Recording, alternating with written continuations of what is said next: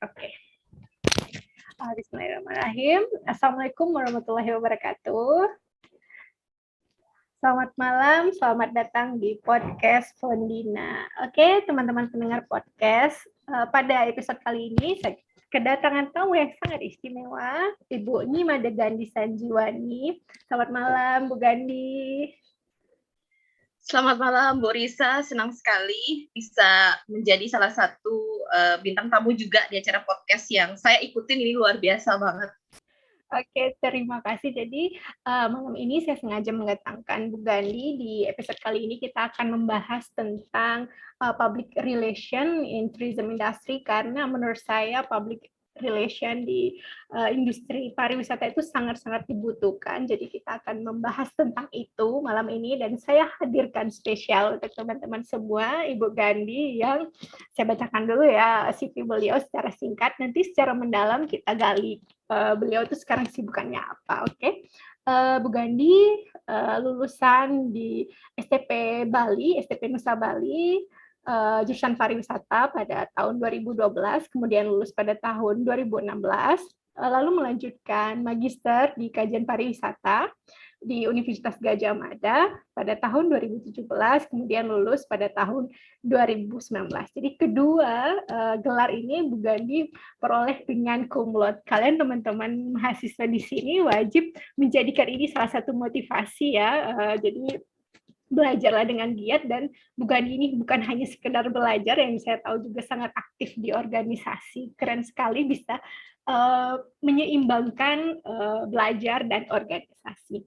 Sedangkan untuk riwayat pekerjaan, beliau sekarang bekerja di Chief Business Officer di GoDevi, salah satu startup di pariwisata, domisilinya di Bali.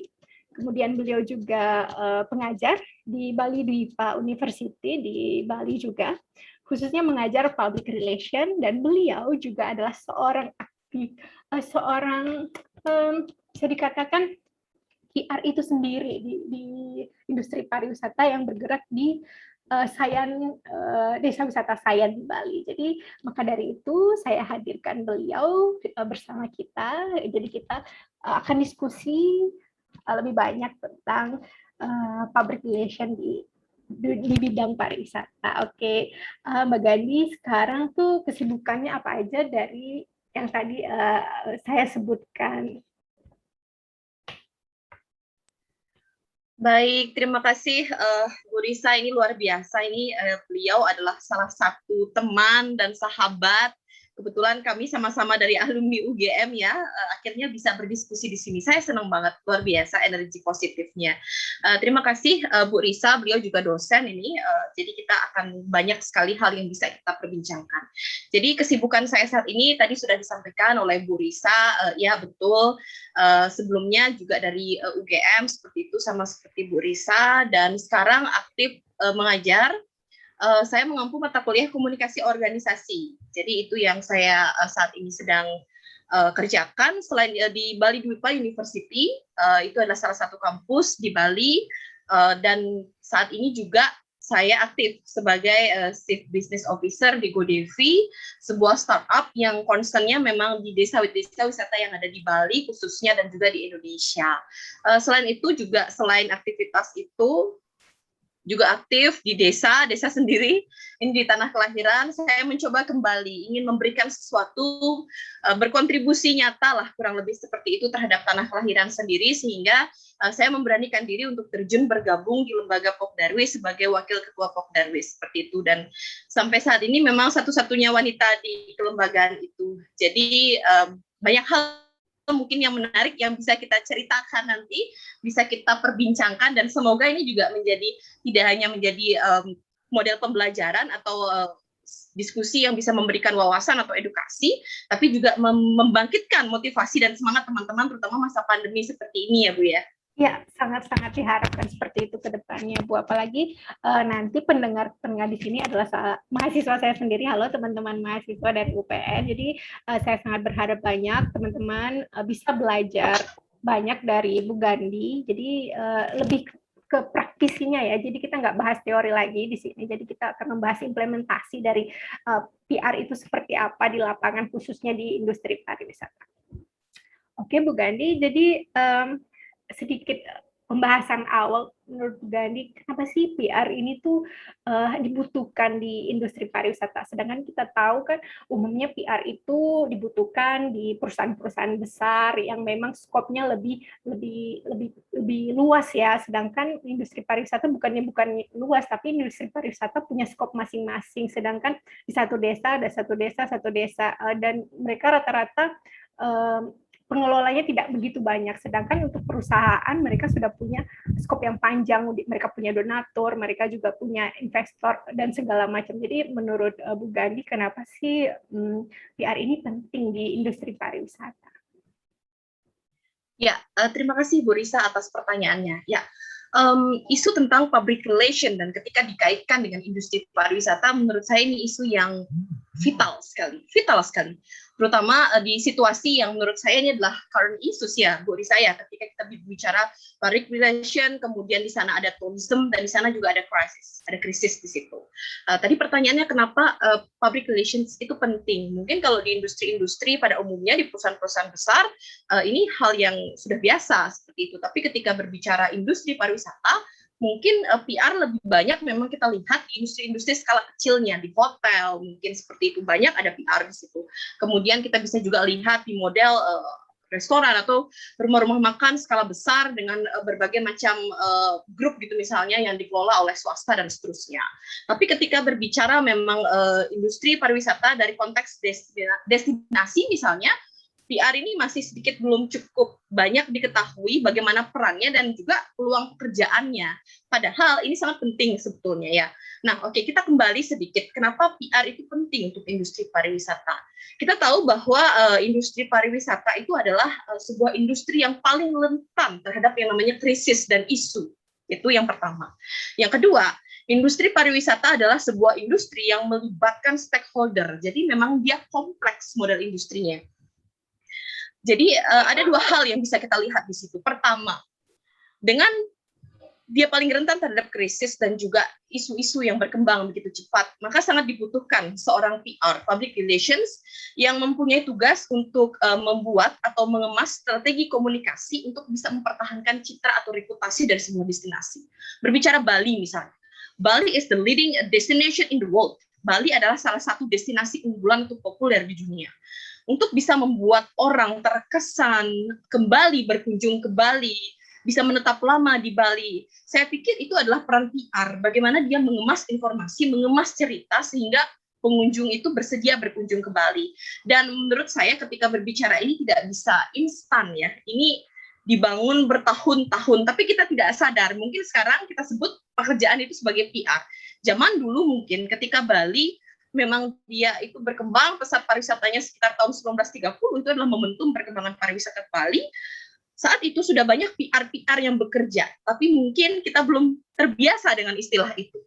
Saat itu sudah ada beberapa PR-PR yang memang menghubungkan antara destinasi Bali itu sendiri dengan wisatawan-wisatawan luar. Kalau dulu memang lebih banyak western ya, dari barat. Dan kalau kita lihat memang di saat itu di tahun 1930 banyak sekali seniman-seniman dan peneliti-peneliti dari luar, dari barat itu yang menurut saya mereka adalah PR-PR-nya Bali.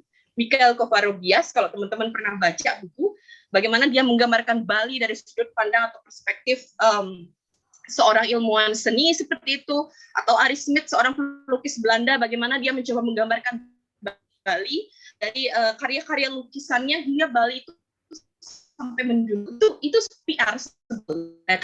Ketika kita kan sekarang gitu, berbicara sekarang misalnya, hubungan yang sekarang kita tahu bahwa Bali mengalami, dan tidak hanya Bali ya, dunia kita saat ini sedang mengalami krisis global, krisis kesehatan global. Di saat seperti ini, PR adalah punya peran paling strategis dibandingkan fungsi-fungsi atau peranan pekerjaan lainnya. Kenapa?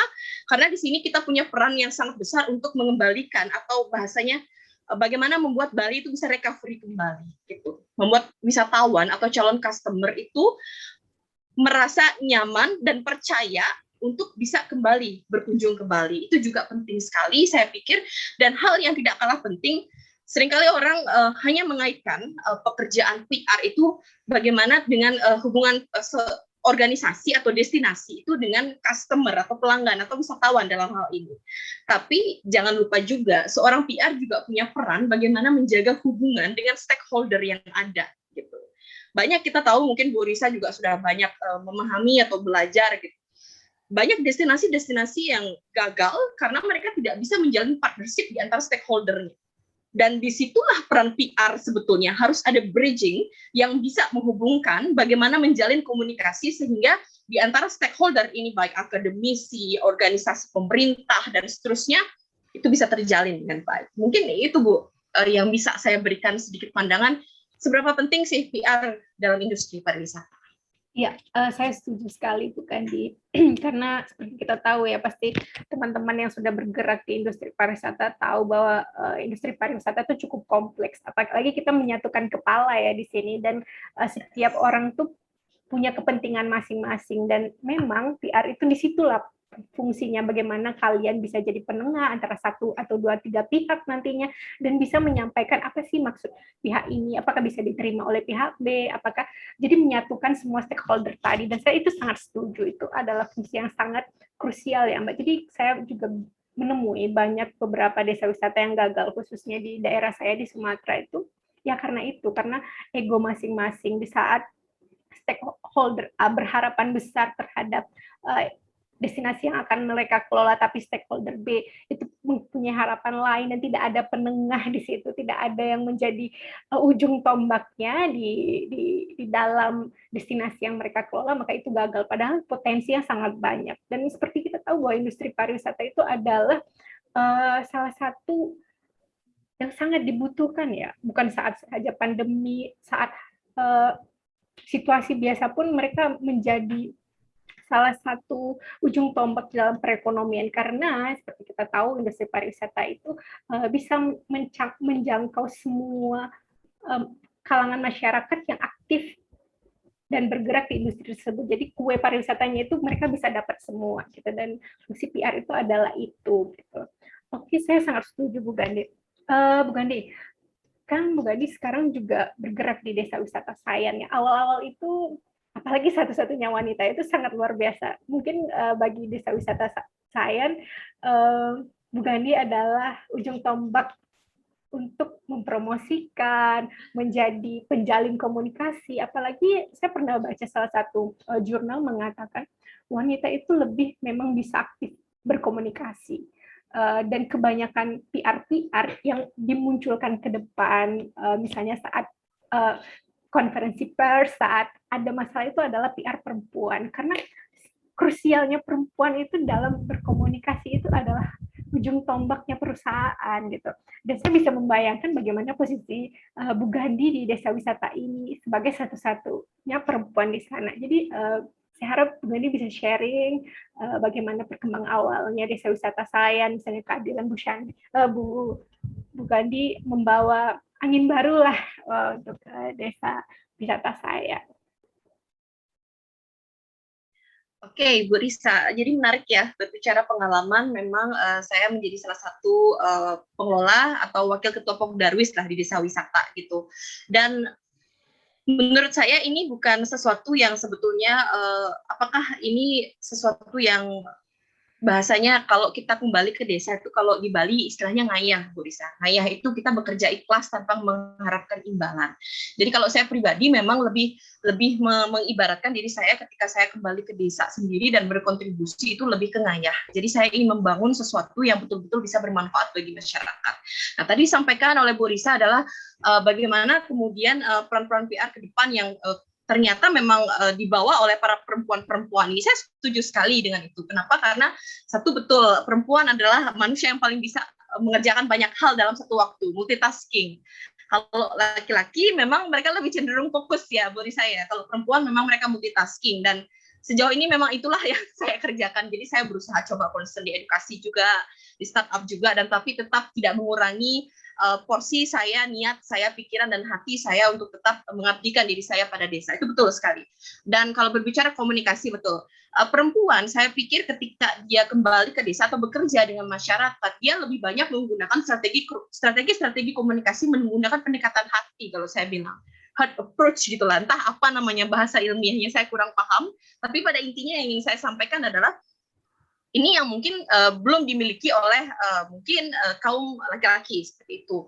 Jadi bahasa-bahasa atau pendekatan-pendekatan dari hati itu memang berbicara ketika saya terjun atau menggerakkan sebuah program dengan masyarakat, saya tidak membawa yang namanya bahasa-bahasa yang ilmiah ataupun mungkin sesuatu yang terlalu banyak dari luar. Tapi betul-betul saya gunakan bahasa-bahasa di mana kita menjalin sesuatu, kita membangun sesuatu untuk tanah leluhur kita.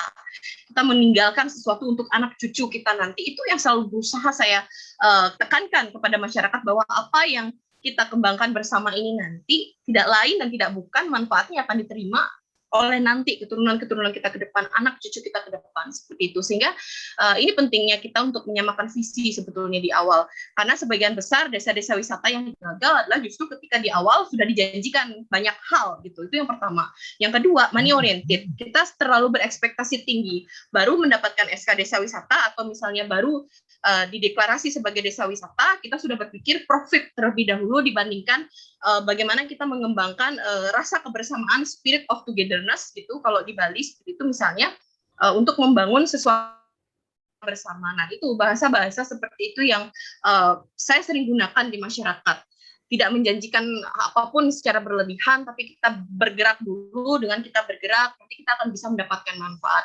Dan kebetulan untuk di desa Sayan sendiri, Bu Risa, jadi salah satu yang memang kita kembangkan di sana, ini juga penting ya, mungkin tips juga untuk para PR-PR yang mungkin bergerak di desa wisata, mungkin yang aspek yang paling penting yang harus kita pahami apa yang menjadi keunikan dari desa wisata itu.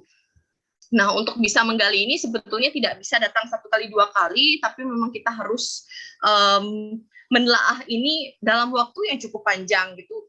Banyak juga desa-desa yang belum bisa menemukan keunikannya dalam waktu 1 tahun, 2 tahun, bahkan mereka baru bisa menyadari keunikan itu dalam fase 3-4 tahun dan seterusnya. Dan ini juga kami alami di desa Sayan, karena biasanya masyarakat itu sendiri dia tidak sadar bahwa itu adalah keunikan gitu. Nah, ketika ada pihak-pihak eksternal yang datang, mungkin saya juga termasuk sudah tidak murni internal karena saya cukup lama juga di luar seperti itu. Jadi ketika saya datang, kemudian juga ada beberapa institusi yang datang di situ, sehingga kami bersama-sama akhirnya bisa membuat kesepakatan bahwa keunikan dari desa wisata di Sayan adalah tradisi kesenian lukisan yang artis. Itu satu-satunya di dunia, living culture-nya cuma ada di desa Sayan, seperti itu. Nah, dari sana, inilah yang terus kami gerakkan, bagaimana kami membangun spirit komunitas di sana. Dan bagaimana akhirnya ini bisa menjadi program yang tidak hanya untuk pariwisata sebetulnya, tapi program yang kita kembangkan atau kita sebut di Sayan itu program regenerasi yang juga diperuntukkan untuk masyarakatnya sendiri. Karena kalau kita lihat sekarang memang para maestro atau orang-orang yang bisa melukis aliran itu sudah tua-tua semua. Ini yang kita takutkan, sehingga jadi apapun yang kita kembangkan di desa Sayan itu sifatnya tidak top down gitu, tapi bottom up, dari bawah. Dari hasil-hasil diskusi, komunikasi-komunikasi yang kita bangun antara satu sama lain dengan pendekatan-pendekatan hati itu tadi, menurut saya itu penting ya. Dan bahkan kalau boleh saya sharing experience, itu adalah salah satu tokoh di Ubud, beliau adalah Cokorda di Ubud. Ini mungkin teman-teman juga sudah tahu bahwa kalau sekarang kan pendekatan marketingnya itu 4.0, bahkan menuju 5.0 gitu ya Bu Risa. Nah, kalau pada saat itu pendekatan marketingnya itu masih 2.0 ya, 2.0. Apa itu 2.0? 2.0 itu adalah marketing dengan pendekatan hati. Jadi bagaimana ide Cokorda ketika itu benar-benar menggunakan bahasa komunikasi pelayanan yang betul-betul menunjukkan karakter seorang masyarakat Bali. Tamu datang dari barat, disediakan tempat istirahat tanpa perlu membayar. Itu adalah bentuk kontribusi. Harapannya nanti ketika teman-teman dari barat atau tamu-tamu ini datang, mereka bisa mengkomunikasikan Bali sehingga akan lebih banyak lagi turis yang datang.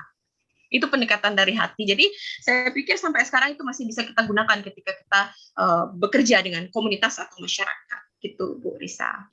Ya.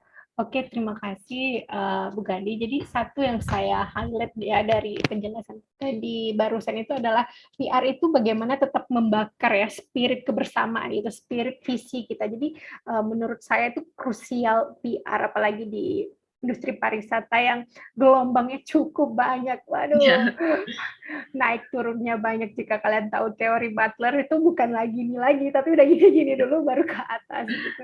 Iya, betul-betul.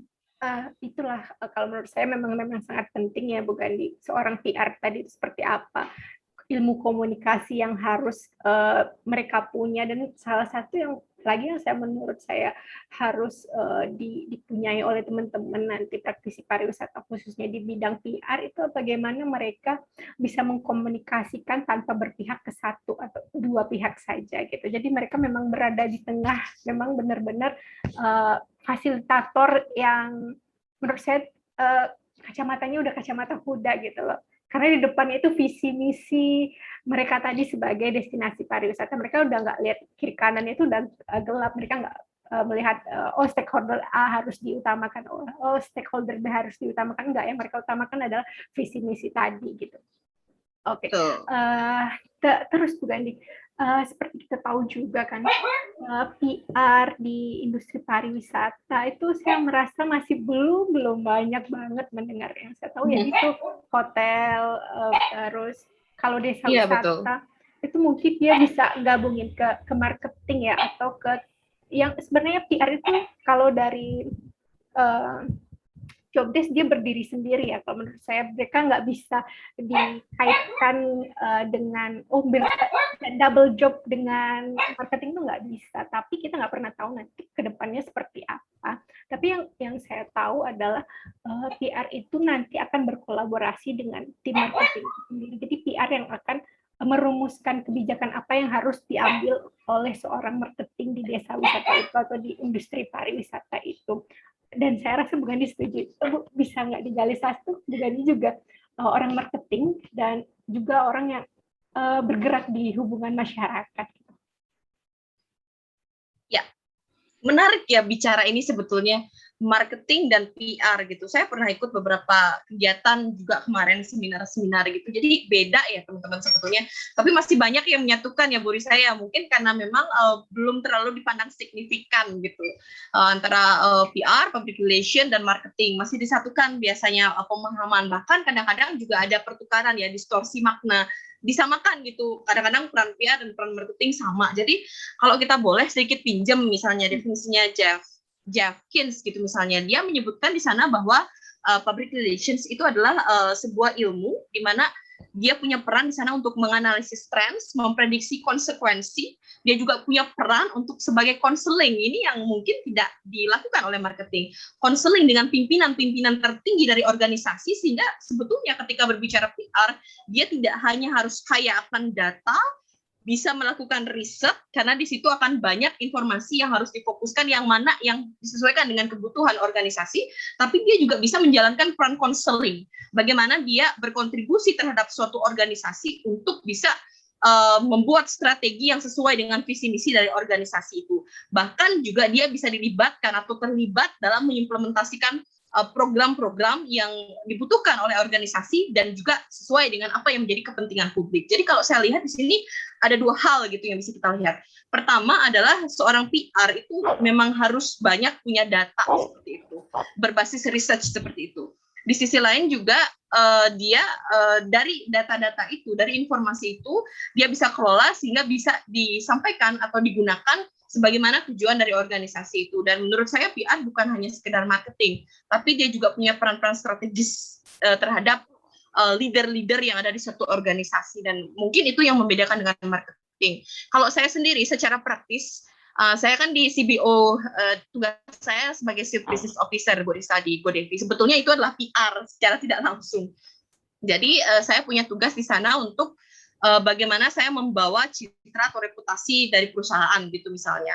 Nah, poinnya adalah seorang CBO atau seorang PR harus bisa mengemas cerita. Itu penting sekali. Dan ini belum tentu dilakukan, bisa dilakukan oleh marketing. Kalau marketing lebih teknis, kalau menurut saya, technical dia di sana ya.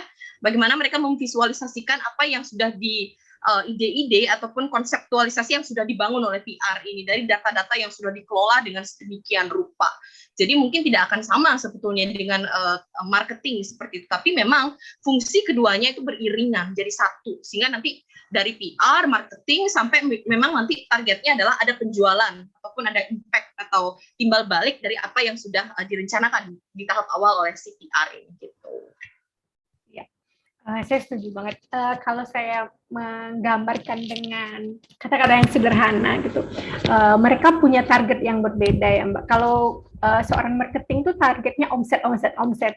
Mereka cuma Yes. ke eksternal aja. Sekadar kan PR bukan ke eksternal publik aja, tapi mereka juga ke Ya, internal. Bagaimana internal. mereka Betul.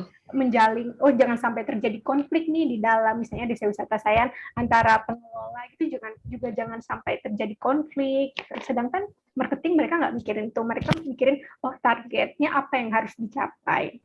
Sedangkan PR tadi itu adalah mengemas bagaimana citra ini tuh nggak boleh buruk, nggak boleh berubah sesuai dengan visi misi tadi. Gitu. Itulah sederhananya menurut saya bedanya seorang PR dan seorang marketing. Tapi PR memang harus menjalin kerjasama dengan marketing. Apa sih sebenarnya yang dibutuhkan oleh publik? Mungkin marketing bisa mengemas itu melalui produk.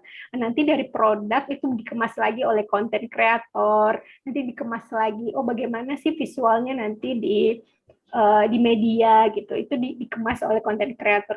Sedangkan kalau PR itu hanya konsep ide, oh masyarakat tuh butuh ini, sedangkan perusahaan kita butuh ini. Mereka pure fasilitator gitu. Kalau menurut saya itu. Yes. Dan saya juga banyak mendapati PR itu kerjanya banyak, mulai dari marketing lah, oh kalau bisa, oh bisa Canva, oh bisa editing, oh nanti bisa disuruh jadi, oh sekalian aja ya jadi content creator.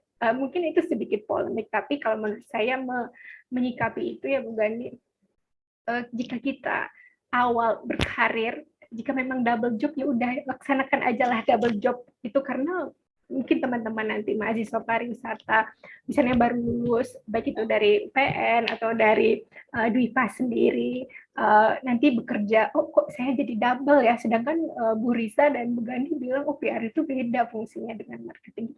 Kita nggak pernah tahu di lapangan, apalagi pekerjaan itu hal-hal yang sensitif kita nggak pernah tahu. Tapi menurut saya teman-teman pariwisata janganlah memilah dan memilih. Jika memang double job ya udah gaskan, tapi kalian sudah tahu konsepnya PR itu apa, marketing itu apa, dan konten itu apa. Ya, setuju sekali. Oke.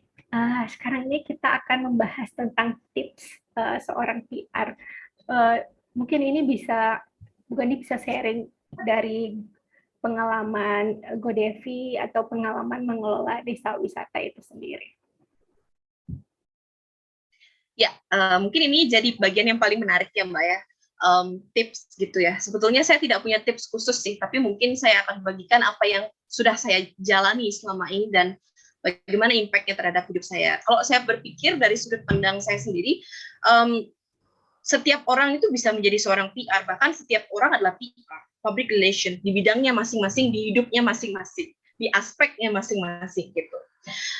Dan untuk bisa menjadi seorang profesional PR, tentu kita harus memahami dulu apa yang menjadi kelebihan kita. Karena saya percaya bahwa ketika kita menjadi seorang PR, kita akan berhubungan dengan banyak orang, dengan banyak instansi, dengan banyak stakeholder. Maka citra kita itu merepresentasikan citra perusahaan. Itu yang saya pelajari selama ini. Sehingga tidak hanya penting untuk membangun bagaimana apa yang sudah dibangun oleh perusahaan atau organisasi, hal-hal baik apa yang akan dikembangkan dan sudah dilakukan, tapi juga penting untuk membangun citra kita sendiri terlebih dahulu untuk bisa relate. Saya potong sedikit, istilahnya seorang PR itu punya personal branding ya gitu ya. Yes, dan istilah yes. Simpelnya ya. Saya setuju sih. Ya. Ya, benar Bu. Personal branding ya, itu adalah istilah yang bisa menyederhanakan bahasa saya tadi. Jadi penting sekali bahwa kita sendiri adalah ekosistem dari brand yang kita bawa, dari perusahaan yang kita bawa. Sehingga sangat penting juga teman-teman untuk bisa menjadi seorang PR yang profesional, PR yang baik, bahkan mungkin nanti sukses dalam meniti karir. Jangan lupa juga untuk membangun citra kita sendiri atau disebut tadi oleh Bu Risa personal branding. Bagaimana kita membangun itu? Personal branding tidak hanya terkait tentang profesi, tapi reputasi.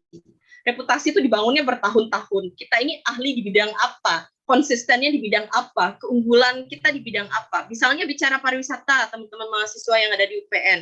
pariwisata ini banyak sekali. Mungkin PR juga tidak hanya PR hotel, mungkin ke depan akan banyak berkembang unit-unit PR lain di sektor pariwisata itu sendiri. Maka kenalilah apa yang menjadi keunikan passion teman-teman di sana, dan itu yang terus dikembangkan secara konsisten. Karena untuk bisa diakui ahli di bidang itu butuh waktu yang panjang membangun reputasi itu. Saya pikir itu yang penting juga untuk dijadikan catatan atau poin. Dan kalau bisa memang apa yang difokuskan itu dulu satu yang dibangun. Misalnya saya saat ini memang dari awal saya berusaha membangun atau belajar tentang pariwisata berkelanjutan, misalnya seperti itu.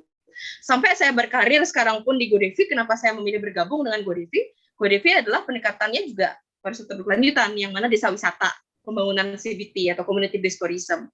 Sehingga itu linier, sehingga pada akhirnya itu yang membuat orang akan lebih mudah ingat siapa sosok yang berbicara, itu akan lebih biasanya dipercaya ketika memang kita konsisten di sana dan kita bisa berkontribusi di bidang yang kita resapi atau kita geluti, seperti itu. Mungkin teman-teman yang bisa saya bagikan. Dan juga yang terakhir, ketika berbicara PR itu sendiri, tipsnya adalah bukan seberapa banyak orang yang kita kenal, tapi seberapa banyak orang mengenal kita. Itu juga penting sekali untuk bisa menjadi PR yang sukses mungkin di masa depan, sehingga punya keunikan, punya keunggulan, tahu apa yang kita ingin sampaikan kepada publik, bagaimana kemampuan kita mengemas cerita yang tidak biasa, karena sekarang sudah tidak bisa lagi biasa-biasa saja.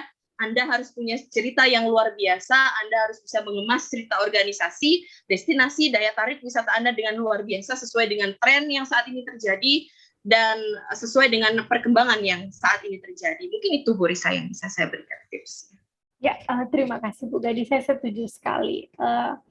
Bukan hanya PR saja ya yang punya personal branding. Saya harap semua teman-teman mahasiswa, siapapun kalian pendengar di sini memang harus punya personal branding. Dan saya juga melihat konsistensi adalah kunci dari personal branding. Misalnya, saat orang menyebut Bu Gandhi, sudah ada yang dia pikiran, GoDevi gitu. Misalnya saya kalau ingat Bu Gandhi itu yang saya ingat adalah GoDevi. Misalnya, saat orang ingat Fundina Gusti itu siapa? Misalnya siapa? Kita nggak pernah tahu. Tapi saya konsisten. Misalnya saya pengen, goal saya ke depan adalah saya aktif menulis. Goal saya ke depan nanti saya aktif begini. Itulah yang kalian harus temukan. Jadi di saat orang sudah menyebut nama kalian, si A. Sudah ada pikiran mereka tuh, si A adalah ini profesinya, adalah ini orangnya gitu. Dan bangunlah itu, karena kita nggak tahu ya industri ke depan itu pasti berkembang, apalagi sosial media. Dan salah satu langkah yang bisa kalian manfaatkan adalah sosial media gitu. Bukan setuju kan? Semua orang tuh sekarang kalau cari CV tuh nggak perlulah CV yang panjang, cukup sosial media, misalnya LinkedIn atau enggak Facebook, Instagram. Jadi kalau menurut saya teman-teman mahasiswa, manfaatkanlah dengan bijak, bersosial media lah dengan bijak, karena sosial media itu adalah salah satu wadah untuk personal branding kalau menurut saya pribadi gitu. Betul, setuju banget. Setuju pasti. Dan Bu Gandhi pasti juga merasakan bagaimana sih dampak sosial media. Karena sekarang itu kita nggak perlu nyari orang itu melalui kamus, cukup aja di Google. Ketik aja di Google. Betul, ketik aja di Google, udah ketemu nama Instagramnya si A. Kadang-kadang kan kalau kita di Instagram itu di bio itu ya, saya bisa ketemu ini kumpulan podcastnya Bu Risa, karena di bio beliau itu ada podcast Fundina Risa gitu Mbak ya, kalau nggak salah namanya di situ. Dan saya klik itu, saya cukup sering loh dengerin Bu Risa beberapa podcast beliau, terutama terkait beasiswa. Beliau ini juga kalau nggak salah alumni dari LPDP, luar biasa. Dan juga banyak banget tips-tips tentang buku. Saya ikutin banget itu podcast. Jadi itu udah termasuk bagaimana beliau sukses membangun personal branding di spesifikasi itu. Dan menurut saya benar sekali, sosial media sekarang jangan lagi kita gunakan hanya untuk memposting personal life kita, tapi juga bagaimana kita bisa membangun citra diri kita di sana dengan kualitas ataupun kemampuan yang kita miliki. Gitu ya Bu ya, kurang lebih. Ya saya juga gitu Bu, karena kita nggak tahu ya, namanya teman-teman mahasiswa berada di umur yang kita pernah lah berada di posisi-posisi mereka. Jadi itu sebuah nasihat ya buat teman-teman mahasiswa dari kita yang sudah berumur, kita yang sudah agak tua, jadi bijaklah menggunakan sosial media, karena seperti kata netizen di Twitter itu, jejak sosial itu berbahaya, dan kalian harus menanamkan itu. Yang kedua, tadi saya juga meng-highlight bahwa PR itu bukan sekedar seberapa banyak kita mengenal orang, tapi berapa banyak orang mengenal kita. Ini gimana nih tipsnya nih Bu Gadi? Karena saya sendiri, saya nggak tahu ya seberapa banyak orang mengenal saya itu juga kurang tahu. Mungkin Bu Gadi punya tips agar orang itu menotes, oh langsung ingat Bu Gadi, oh langsung ingat saya tuh, oh langsung ingat siapa gitu. Ya, jadi ini menarik sebetulnya teman-teman ketika kita bicara bagaimana caranya biar lebih banyak orang yang kenal kita, bukan kita yang kenal orang gitu ya. Jadi tadi sebenarnya sudah kita bahas, kita harus menunjukkan kemampuan kita apa yang menjadi konsistensi kita. Dan mungkin kalau teman-teman mahasiswa sekarang aktif ikut organisasi, saya sangat sarankan itu. Pengalaman saya sendiri dengan aktif ikut organisasi, saya juga ada di Masata, saya Bendahara Umum Masyarakat Sadar Wisata DPD Provinsi Bali, kayak gitu misalnya. Saya juga bergelut di startup, jadi saya punya komunitas-komunitas tertentu yang ini akan menjadi networking buat kita. Di GoDevi saya banyak punya networking teman-teman startup di situ. Ketika saya di Masata, saya juga banyak punya teman-teman stakeholder, pemerintah, dan seterusnya. Dan ketika saya di Bali Dupa, di situ saya punya banyak relasi teman-teman akademisi dan seterusnya. Sehingga ketika kita bisa mengembangkan diri kita sesuai, tapi sekali lagi sesuaikan aktivitas kita di organisasi ataupun dimanapun dengan visi kita, mimpi kita, apa yang menjadi tujuan kita ke depan. Saya ingin menjadi ahli di bidang ini gitu. Maka ikutilah juga organisasi atau komunitas-komunitas tertentu yang sesuai dengan visi atau mimpi kita. Sehingga saya pikir itu tidak hanya membuat Anda akan lebih banyak punya networking di situ, tapi juga secara tidak langsung akan membuat Anda lebih banyak belajar wawasan, pengetahuan, bertemu orang-orang baru yang saya pikir mereka juga kaya akan experience yang bisa menambah informasi, bahkan juga menambah pengetahuan, dan juga bisa jadi membuka pintu Anda untuk bisa sukses berkarir di bidang-bidang itu. Gitu sih menurut saya, Bu Risa. Ya, saya setuju sekali. Saya ingat ya, Prof. Bay pernah bilang di kelas kita dulu, Bu Gandhi. Prof. Bay bilang, jadi Prof. Bay itu adalah Prof. Bay Kuni, teman-teman, salah satu dosen kami di kajian pariwisata UGM. Jika teman-teman pernah kuliah di UGM khususnya pariwisata, pasti sudah kenal beliau. Beliau mengatakan investasi yang cukup murah dan jangka panjangnya benar-benar dipakai adalah relasi. Jadi relasi itu adalah investasi, teman-teman. Kita nggak pernah tahu suatu hari saya butuh Bu Gandhi, suatu hari saya butuh teman-teman. Jadi bagaimana caranya teman-teman itu menjaga komunikasi. Kita kan bukan harus setiap hari saya WA Bu Gandhi apa kabar, kan nggak mungkin setiap hari. Jadi bagaimana saya menjalin relasi dengan Bu Gandhi, bagaimana saya menjalin relasi dengan teman-teman pariwisata, saya selalu menekankan kita nggak pernah tahu kehidupan 10 atau 5 tahun ke depan, mungkin bisa jadi saya butuh teman-teman pendengar di sini. Jadi maka dari itu jalinlah relasi sebaik mungkin. Dan saya juga setuju jika teman goals-nya menjadi misalnya menjadi seorang peneliti di industri pariwisata, fokuslah di sana, bergabunglah dengan komunitas-komunitas peneliti, bicarakanlah dengan dosen, Bu, ada yang bisa saya bantu. Kadang-kadang beberapa mahasiswa itu tidak berani berkomunikasi, Bu Gandhi. Mungkin saya dulu juga pernah mengalami hal seperti itu, karena mungkin merasa tidak percaya diri, atau merasa canggung, merasa takut lah. Jadi itulah yang harus kalian hilangkan terlebih dahulu. Komunikasikan dengan dosen. Oh, kalian melihat, oh, Bu A itu concernnya sama dengan saya. Ajaklah Bu A itu berdiskusi, jalinlah relasi dengan Bu A tersebut. Dari situ kalian akan menemukan koneksi. Misalnya Bu A itu tidak bisa membantu, pasti Ibu itu akan melempar ke relasi dia yang lain. Jadi jangan pernah takut, teman-teman. Apapun itu, kejarlah mimpi kalian dan dicicil. Kalian harus punya target. Misalnya target tahun ini apa, target tahun depan apa. Saya sangat berharap teman-teman mahasiswa, khususnya mahasiswa saya di UPN itu mempunyai itu. Goals-nya itu ada gitu.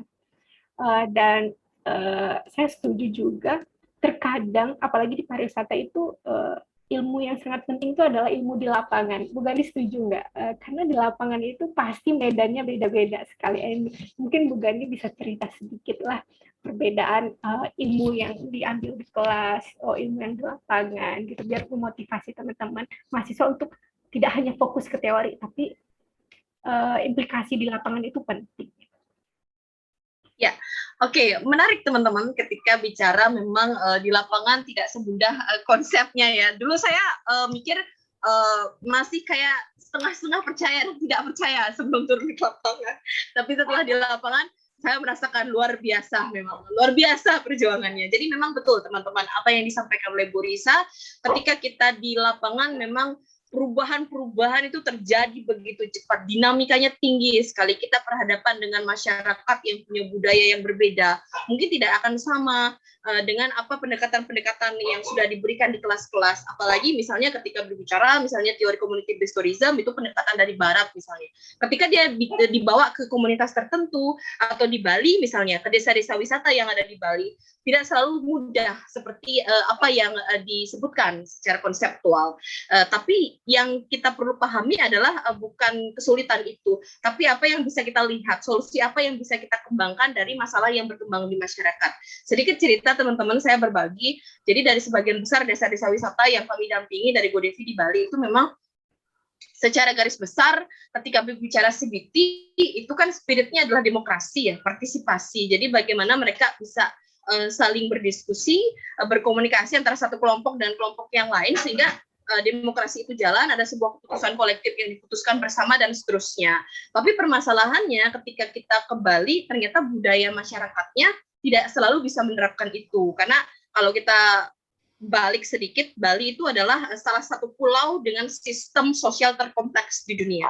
Di sana tidak hanya ada desa, dinas, tapi juga ada desa adat, kemudian dipecah lagi ada banjar-banjarnya, kemudian di sana juga ada organisasi subaknya seperti itu dan seterusnya. Itu masih banyak lagi struktur sosial yang ada di Bali. Hal ini kemudian akhirnya juga tidak semudah itu untuk bisa menerapkan konsep CBT yang ada di desa-desa di Bali. Jadi individual konflik interest itu masih tinggi sekali. Sehingga ketika kita masuk ke desa memang tidak bisa langsung secara ideal menerapkan sebuah konsep gitu. Tapi kita memang harus sering-sering berkomunikasi dengan mereka, datang ke mereka beberapa kali, memahami, lebih banyak mendengarkan teman-teman. Listening is very important ketika kita kerja dengan masyarakat. Dengarkan mereka, apa yang menjadi masalah mereka, apa yang menjadi kesulitan mereka, di bagian mana mereka tidak bisa dengarkan. Dan setelah itu barulah kita berusaha untuk memberikan apa yang bisa kita perbantukan di sana. Hal-hal sederhana saja dulu, hal-hal kecil saja dulu.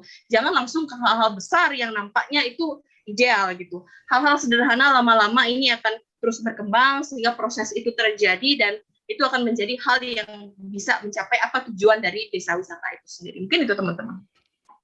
Ya, terima kasih Bu Gandhi. Pembahasan kita sangat-sangat menarik sekali malam ini. Saya merasa saya pribadi belajar banyak hal dari diskusi kita malam ini. Jadi saya simpulkan saja ya Bu Gandhi, karena pembahasan kita sudah selesai, saya simpulkan saja. Buat teman-teman yang sekarang sedang belajar PR, sedang menggeluti industri pariwisata, atau teman-teman di luar sana yang ingin mengetahui apa sih PR di industri pariwisata, ya itu memang sangat-sangat dibutuhkan ya teman-teman. Seperti yang tadi Bu Gandhi telah utarakan, industri pariwisata itu sangat kompleks, apalagi semua stakeholder itu berintegrasi di sana, ikut campur di sana. Jadi fungsi PR itu sangat penting, dan saya juga berharap ya Bu Gandhi ke depan kementerian itu mengkhususkan ya adalah sosok PR itu di industri pariwisata gitu. Betul, betul, betul. Jadi itu biar semua nggak campur aduk. Mungkin kita nggak sekompleks perusahaan dari segi goals-nya, tapi sebenarnya itu pariwisata itu sangat-sangat kompleks, karena yang tadi saya sudah bilang stakeholder tadi gitu, bagaimana kita tetap mempunyai kacamata kuda, fokus ke visi atau misi yang ingin kita capai. Maka dari itu kita memang harus memiliki ilmu komunikasi yang sangat penting. Jadi teman-teman jika memiliki ilmu komunikasi yang sudah mumpuni atau sudah ibaratnya itu udah ada bakat terpendam lah, kan komunikasi ini tidak semua orang bisa mengkomunikasikan segala sesuatu itu dengan baik ya Bu Gandhi. Tapi bisa dipelajari. Tapi apalagi bagi teman-teman yang sudah memiliki ilmu komunikasi, kalau kata Jatuh bawaan dari orang, tapi ibaratnya bakatnya dari kecil lah gitu. Nah, itu sangat-sangat penting di dalam public relation di industri pariwisata. Semoga ya kita lihat aja 5 tahun ke depan bisa jadi kita diskusi lagi nih Bu Gandhi, kita pernah diskusi ini di podcast. Iya betul. Kita nggak pernah tahu kan ke depan seperti apa. Dan anggap aja ini adalah titik pembicaraan kita di apa sih public relation di industri pariwisata. Kita nggak bicara hotel lagi karena hotel adalah perusahaan yang memang investornya udah ada gitu. Apalagi kita bicara desa wisata. Wah, desa wisata tuh ribuan, teman-teman. Saya nggak tahu ya berapa ya. Di Jogja aja tuh udah puluhan ribu kayaknya. Jadi itulah nanti pentingnya, apalagi komunikasi masyarakat desa. Bukan saya, jika saya ada kata yang salah nanti bisa dikoreksi aja Bu Gadi dalam penyampaiannya. Pasti masyarakat desa dengan latar belakang pendidikan yang beragam, itulah fungsi PR. Bagaimana pioner tadi, misalnya taruhlah ketua dari desa wisata itu bisa mengkomunikasikan dengan masyarakat yang beragam, kepala beragam, latar belakang pendidikan, itu bisa mengikuti visi misi atau tujuan dari ketua desa wisata tadi. Karena di desa wisata hal yang tertinggi atau pimpinan yang tertinggi adalah ketua desa wisata ya Bu Gandhi. Ya betul. Jadi menarik memang kalau bicara menghubungkan dan menyatukan bagaimana pandangan, dan itu perjuangan kalau bicara masyarakat di desa. Jadi memang butuh pendekatan khusus kalau bicara PR di professional industry, mungkin mudah ditemukan gitu. Tapi kalau bicara memang konsep di desa wisata gitu, mungkin nanti saya dan Bu Dina ini yang Bu Risa ini yang akan mengembangkan kayaknya Bu ya, bagaimana PR seorang PR di konteks desa wisata, karena yang kita hadapi adalah masyarakat desa yang punya latar belakang pengalaman yang tidak sama, dan mereka punya mindset dan budaya yang berbeda. Ini tentu tidak akan sama dengan professional industry yang sudah seperti kita lihat pada umumnya. Iya, oke teman-teman, saya rasa itu pembahasan kita malam ini. Terima kasih Bu Gandhi atas waktunya. Teman-teman bisa langsung hubungi Instagram Bu Gandhi. Bu Gandhi berkenan membagikan Instagram atau link sosial medianya, jadi bisa berinteraksi langsung dengan Bu Gandhi. Saya rasa Bu Gandhi terbuka dengan semua pertanyaan teman-teman, baik itu nanti tentang CBT, tentang GoDevi, atau tentang peluang, itu bisa langsung hubungi Bu Gandhi. Ya, baik teman-teman semuanya, teman-teman mahasiswa dan juga teman-teman yang lain, silakan mari kita terkoneksi, mari kita berkolaborasi dan menjalin relasi di momen yang baik ini. Bisa follow Instagram saya @gandhi_sanjiwani ya. GANDHI Sanjiwani, seperti biasa gitu, Gandhi Sanjiwani. Terima kasih, semoga ini tidak jadi pertemuan yang terakhir ya dari saya dengan Bu Risa juga dan teman-teman di UPN, juga teman-teman yang lainnya, tapi semoga dari ini adalah menjadi pintu pembuka kita untuk kolaborasi-kolaborasi yang lainnya. Tetap semangat, jaga kesehatan, jangan takut untuk mencoba, jangan takut untuk terus mengejar mimpi, karena kita tidak pernah tahu peluang apa yang kita akan hadapi atau lihat ke depan. Terima kasih. Oke, terima kasih Bu Gandhi. Teman-teman, saya harap kalian memetik banyak hal dari diskusi kita pada episode kali ini. Terima kasih atas waktunya Bu Gandhi. Saya juga berharap kita ada kolaborasi lain, membahas tema lain, baik itu khusus GoDevi atau khusus desa wisata aja yang kita bahas, kita nggak pernah tahu. Dan terima kasih atas waktunya. Oke teman-teman, sekian episode kali ini. Sampai jumpa di episode selanjutnya.